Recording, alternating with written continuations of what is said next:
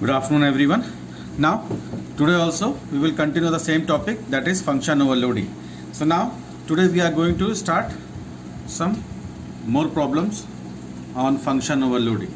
Now today we will discuss the question, design a class to overload a function display as follows. Now you can see in the first part, void display. In this we are receiving two parameters of integer type, one is x and one is n. Now in this function we are supposed to print the sum of the following series. So series is here x to the power 1 minus x to the power 2 plus x to the power 3 minus x to the power 4 dash dash dash x to the power n terms. So ultimately in this program, the program is very easy. Here simply we are finding the powers like x to the power 1, x to the power 2, x to the power 3. So the problem is here on every alternate terms, like in the first term is a addition, second term we are subtracting, the third term again we are adding, and so on. So on the term 1, 3, 5, 7 we are adding, and on even terms we are subtracting. So ultimately after in the resultant we wanted to display the sum of the whole series, and in this function we are not supposed to return any value, means we are supposed to print the result in the function body only. Why? Because in the function the return type as given here void. So now see the second part.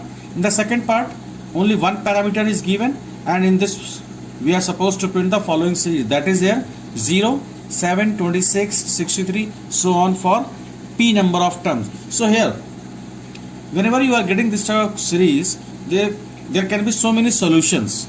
So the easiest solution is here, see 0, 7, 26. So what is happening here? 1 cube minus 1, 2 cube minus 1, 3 cube minus 1, 4 cube minus 1, 5 cube minus 1, and so on, right? So this is the simple logic we can apply. And now for the same I am going to show you the same program on the text pad. So please look at here.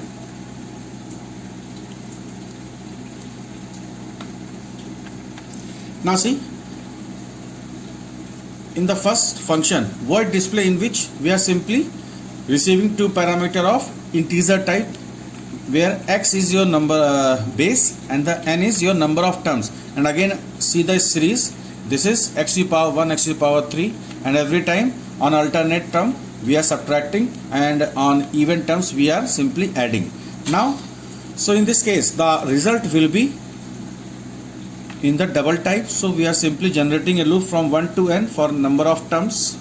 And now the math.pow function we are using, and x to the power I, so every time we are getting the power in p. And now see, this is the important part here.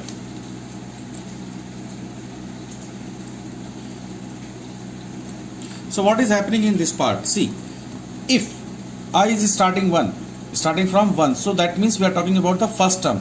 And if I mod 2 means 1 mod 2 is not equals to 0, so the condition is true. So in this case the else part will execute, in this case the true part, this will execute the true part. So now 1 mod 2 is not equals to 0, yes it is not equals to 0, it is coming 1, so this part will execute. And here what we are doing, s equals to s plus p, in which you are getting the result of power x to the power 1.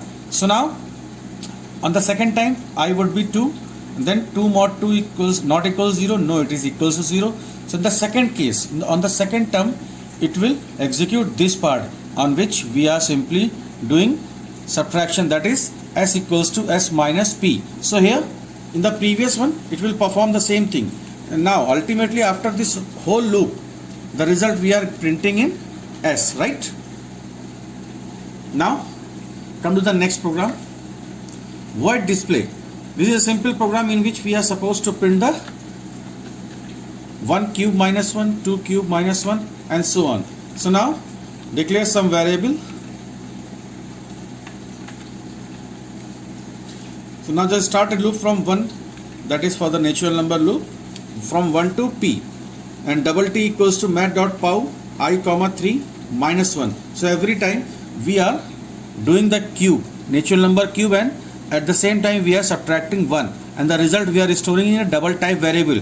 As you have seen in the series, there were no decimals, means 0.0 won't be there, only 0 we want. So why printing system.out.print we are using? Why? Because we are printing the result on the same line and we are separating by the tab space. And now see, at the time of printing we are printing the result in a whole number, because if you are not giving this, if you are not doing this casting, so the output would be here 0.0, 7.0 and so on for n number of terms. So that n number of terms is here P. So now just move to the main part. Again, I am not using here the keyboard input, that is scanner we are not utilizing. Even here there is no need to show the menu driven approach, because in the question is not mentioned we are supposed to use menu driven approach. So that is why we are simply using the simple declaration, and at the time of calling only we are passing the fixed value. So this 2 is your base and 3 is your number of terms. So here we are receiving 2 parameter in this display function. So that means when the compiler executes, the compiler moves to the function which receives 2 parameters. So the first function will execute, and then we are printing the result in the function only. Now after that we are printing 2 separate lines, blank lines we are printing, and then after we are calling the same method with the help of object. So this obj is, again I am showing you, this obj is a object of a class. So with the help of object only we can access the non-static method. So non-static method means without having the static keyword, and this time we are passing the 6 number of terms. So this means the second method will execute which receives only 1 parameter of integer type. Now after this I will show you the output. Please pay attention on the output. So for that, first we will compile. There won't be any error because we have already executed initially. So now in the first case, now see, in the first case we are passing 2 comma 3, that means 2 is the base and 3 is the number of terms. So you can see here in the series, that is 2 to the power 1 minus 2 to the power 2 plus 2 to the power 3. So from 2 to the power 3 is 32, 2 to the power 1 is 2, so 30, and then 2 to the power 4 is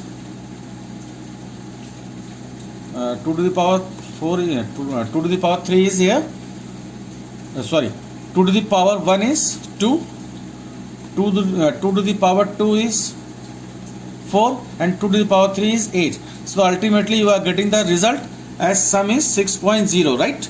So now in the second case we have passed 6 number of terms. So here the output would be 0, 7, 26, 63, 124 and 215. So this is a simple output, as I hope everybody has understood easily, right? So now in the next video we will discuss one more question